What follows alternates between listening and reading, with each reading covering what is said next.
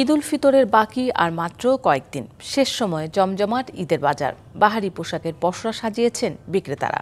ভিড় বেড়েছে প্রসাধনী, জুতা ও অলংকারের দোকানগুলোতেও।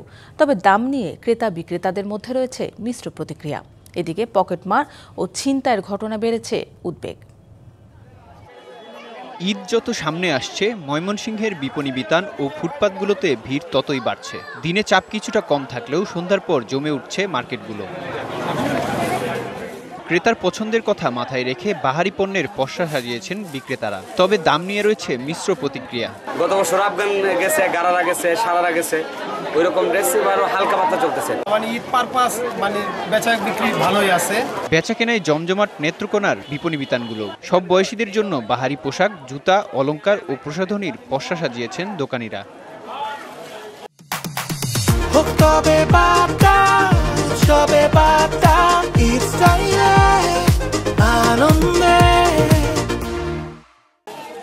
বিক্রি ভালো হওয়ায় খুশি বিক্রেতারা। তবে একদরের নামে ব্যবসায়ীদের বিরুদ্ধে প্রতারণার অভিযোগও রয়েছে। একদরের দোকানগুলোতে যে আসলে কি এটা এই কাপড়ের রেটে এরা কি বসাচ্ছে না এদের মন চাহিদা বসাচ্ছে। লিখা মূল্যের মধ্যে বিক্রি করতে তারা সর্বোচ্চ চেষ্টা করতেছে।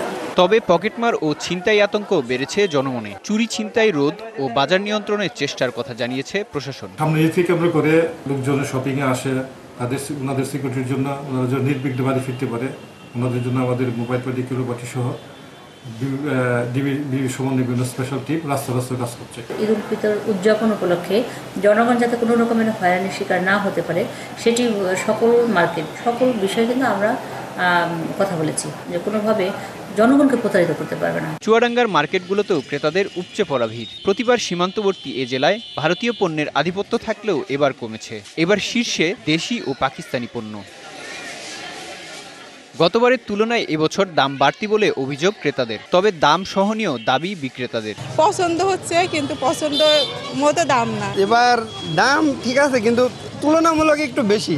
ভারতের পোশাক সেমন একটা চাহিদা নেই। আমাদের দেশি প্রোডাক্ট অনেক ভালোভাবে বিক্রি করতে পারছি। পণ্যের দাম স্বাভাবিক রাখতে ও প্রতারণা বন্ধে নিয়মিত তদারকি চলছে বলে জানিয়েছে প্রশাসন। পাকিস্তানি ড্রেস বেশি দাম বা নিম্নমানের বা পাকিস্তানি ড্রেস না বলে অন্য কোনো ড্রেস চালাচ্ছে, তাহলে আমরা এটা আইনগত ব্যবস্থা গ্রহণ করব। আর আমাদের এই তদারকি কার্যক্রম সবসময় চলছে। ঈদ ঘিরে 3 জেলায় প্রায় 1000 কোটি টাকার বেচাকেনার আশা ব্যবসায়ীদের।